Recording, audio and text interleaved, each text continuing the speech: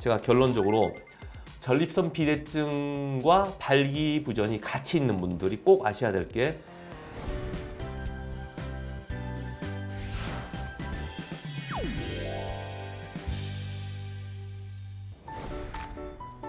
안녕하세요.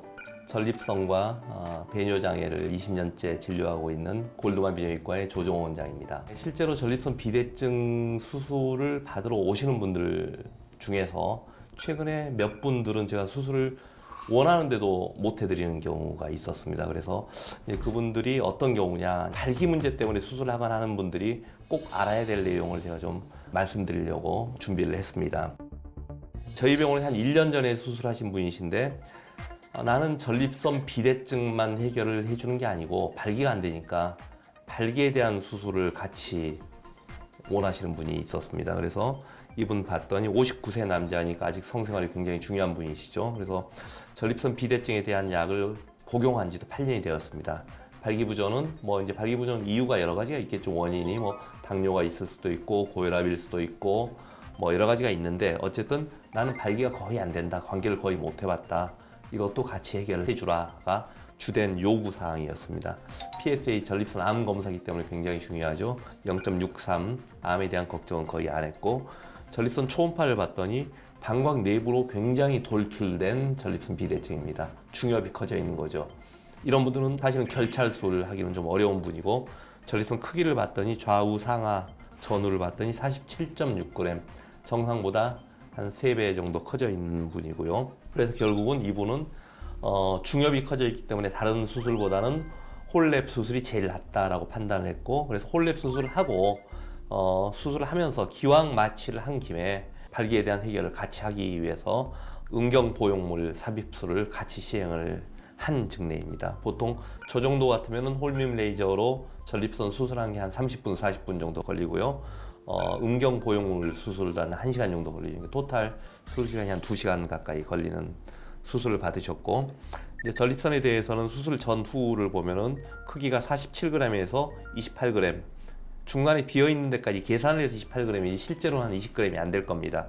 그리고 수술 전후 요속을 보면은 수술 전에 약을 먹고 있을 때 요속입니다. 그래서 이때는 약을 끊고 나서 요속이고요. 그래서 그럼에도 불구하고 한 2배 이상 차이가 나고 발기 보형물에 대해서도 굉장히 본인은 만족한다고 이제 그건 사진으로 제가 보여드릴 수가 없어서 만족을 한다고 얘기를 하셨습니다. 근데 이제 제가 이 증례를 보여드린 이유가 최근에 제가 수술을 못 해드린 분들 몇 분은 왜 수술을 못 해드렸냐, 전립선에 대한 수술을 먼저 받지 않고 발기 보형물 수술을 먼저 받으셨어요. 발기 보형물 수술을 먼저 받으면은 홀랩 수술을 받기에는 굉장히 어렵습니다. 왜냐하면 음경 자체에 이물이 들어가 있기 때문에 실제로 홀랩 기계가 요도를 통해 들어가는데도 굉장히 장애가 있고 수술을 하면서 움직임에 굉장히 장애가 있습니다. 그래서 완벽하게 전립선 비대증을 제거하는 수술에 한계가 있기 때문에 그런 분들이 수술하려면 보형물을 일부를 제거를 하고 홀밀 레이저 전립선 비대증 수술을 하고 다시 넣는 수술을 해야 되기 때문에 수술이 굉장히 커지죠. 그래서 이분들은 그렇게 이제 수술이 커진다고 하니까 조금 더 고민을 해봐야겠다.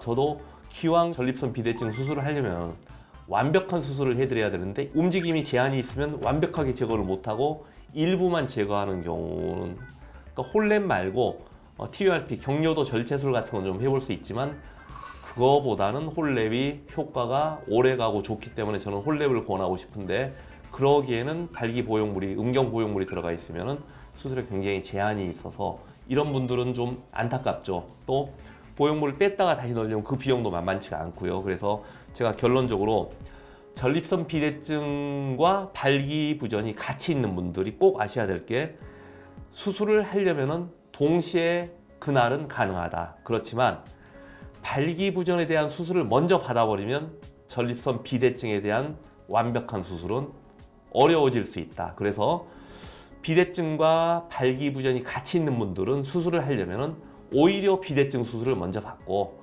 비대증 수술을 받았다고 해서 발기부전 수술을 못 받느냐, 그건 아니에요. 반면에 발기부전에 대한 음경보형물 수술을 받아버리면 비대증 수술은 불가능해지거나 아니면 좀 덜 절제하는 수술로 할 수밖에 없기 때문에 두 가지가 같이 있는 분들은 수술 고민을 할 때 둘 다 같이 수술이 가능하냐, 또는 둘 중에서 한 가지만 먼저 해야 된다면 될 수 있으면 비대증에 대한 수술을 먼저 받고, 왜?